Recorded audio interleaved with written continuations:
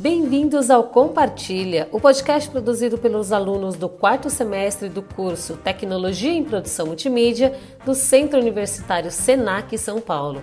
Eu sou Leidila Nascimento. Eu sou Giovanni Bueno e a entrevistada do programa de hoje é a Fernanda Villalba, que vem falar pra gente sobre solidariedade e doações em meio à crise que a pandemia do novo coronavírus trouxe para toda a sociedade, inclusive o terceiro setor. Devido ao momento que estamos vivendo com a Covid-19, percebemos diversos setores da sociedade se mobilizando com ações de solidariedade e doações para quem mais necessita neste momento. O terceiro setor certamente é um dos mais prejudicados, porém tem buscado estratégias para não deixar as famílias beneficiadas sem auxílio. Como sobreviver em meio à crise? Onde buscar recursos? Essas são algumas das perguntas que fizemos para a Fernanda. Mas antes de tudo, gostaria que você se apresentasse e contasse um pouco sobre suas experiências. Eu sou Relações Públicas, tenho a minha pós-graduação em Comunicação Corporativa, atuo atualmente no setor de parcerias e relacionamentos da Fundação Julita, que é uma organização do terceiro setor. A Fundação Julita atende diversos públicos, desde crianças a idosos, que fica no Jardim São Luís, aqui na Zona Sul de São Paulo. Eu trabalho com comunicação há 15 anos, trabalhei no primeiro setor e agora atuo no terceiro setor. Acredito que algumas pessoas que estão ouvindo agora sejam tão leigos quanto eu nesse assunto. E para começar, gostaria que falasse o que significa a cultura da doação. A cultura de doação é a cultura de um comportamento, é uma forma de pensar e o quanto as pessoas compreendem que elas fazem parte da transformação da sociedade. É quando a população percebe o quanto que ela é responsável por uma mudança positiva para que tudo aconteça da melhor forma. Existe até uma forma de medir o quanto a cultura de doação está arraigada na população. A gente tem o Índice de Solidariedade Mundial, ele mede o engajamento social da população e ele é listado por países. Esse índice faz a pergunta se a população ajuda ou tem intenção de ajudar um estranho, eles têm intenção de doar em dinheiro para uma organização social e também se faz ou tem intenção de ser voluntário em alguma causa social. O que chama a atenção nesse relatório que o campeão de cultura de doação é um país chamado Myanmar, que é um país bem pobre, e o principal motivo dele destacar nessa lista é o aumento grande de doação financeira que esse país faz. Então a cultura de doação nem sempre está ligada à riqueza da população, mas e sim o quanto ela está disponível em se doar. Fernanda, como é o comportamento e a posição do Brasil no ranking de doações? No Brasil, a cultura de doação ainda é muito baixa. Nesse mesmo ranking, ele mostra que o Brasil ficou na posição 68, porque é um ranking bem abaixo comparado aos países que têm a mesma condição financeira, os países da América Latina, que têm uma história parecida. Isso mostra que o brasileiro ele tem uma predisposição muito baixa de ajudar as organizações sociais. Nesse mesmo índice revela algumas hipóteses, que é um pouco da desconfiança em relação às organizações e a falta de tempo de se dedicar ao outro. E muitas vezes a gente sempre ouviu que o brasileiro é um povo solidário.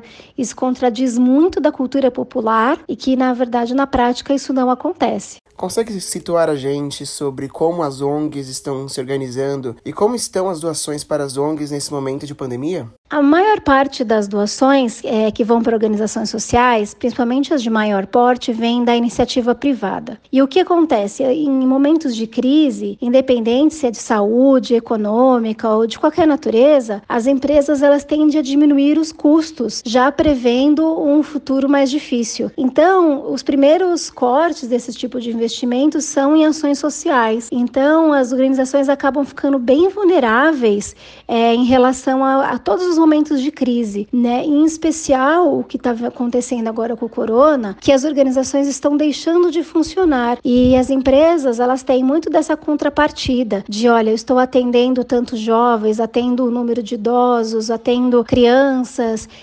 Esses números são importantes para que as empresas passem para a sociedade o que elas estão fazendo em contribuições. Como esses atendimentos estão não acontecendo, a empresa também fica muito difícil de justificar esse tipo de investimento. Então, nesses momentos de crise, é normal que haja uma redução de investimento social. Porém, as ONGs, elas aproveitam esse momento também para se engajar em movimentos populares em que as pessoas estão mais solidárias. Então, há um crescente participação da sociedade civil. Então, as pessoas estão mais engajadas porque elas sentem na pele o que é o problema social. Então, tem um lado também positivo, que existe essa onda de solidariedade, pois entendem a dor um do outro.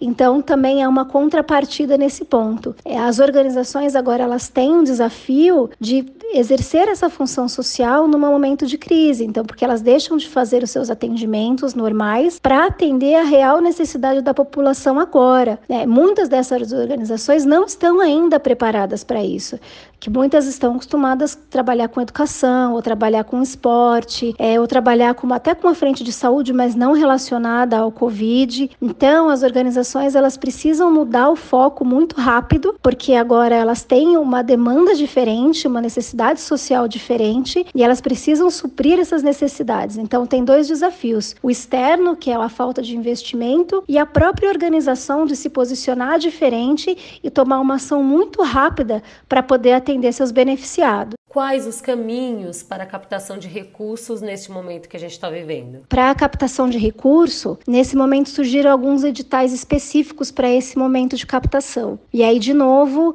as organizações também têm que ter essa agilidade para já se inscrever em projetos, para já se inscrever em editais e já conseguir buscar essa verba. Para as organizações que são pequenas e que não têm capital humano apto para fazer isso, é uma dificuldade bem maior. Então, também essa correria de buscar esse recurso que está disponível de alguma forma no governo. Dessa forma, as organizações que estão mais preparadas, que têm a capacidade de escrever editais, que têm capacidade de escrever projetos de forma rápida, capacidade de mobilização de sua equipe para atender, acaba tirando vantagem porque acessa essa verba que vem tanto do público quanto do privado e dessa forma consegue se manter durante a crise e fazer o seu trabalho, que é atender o beneficiado. O beneficiado agora está precisando de coisas mais urgentes e a organização que tiver essa sensibilidade de entender agora qual é o momento é as que vão ter as melhores decisões e a que vão perdurar além da crise, né? Quais as perspectivas de futuro das ONGs pós-pandemia? Pensando num futuro próximo, a gente espera que essa cultura de solidariedade, que esse movimento de ajudar o outro se permaneça mesmo após a crise, que as pessoas passem a olhar o outro com um olhar mais solidário, de compaixão, e isso faz com que as organizações voltem a retomar o seu trabalho e com mais credibilidade, mas pensando em alguns efeitos que podem acontecer após essa crise, é que as organizações pequenas que não consigam acessar esses investimentos, infelizmente venham a fechar as portas, pois não podem às vezes ter uma ação tão rápida, não têm experiência com isso, e, infelizmente uma parte da população pode deixar de ser atendida por essas organizações, mas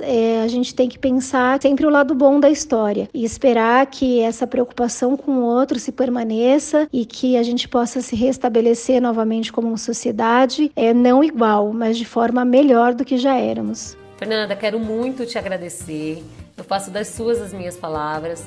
Eu acredito que esse momento que a gente está vivendo, ele tem sim trazido muitas reflexões e mudanças de comportamentos positivas. A gente quer muito acreditar que esse espírito de solidariedade, ele continue nas pessoas, né? Muito obrigado e esse foi mais um episódio do Compartilha. Logo mais conteúdos.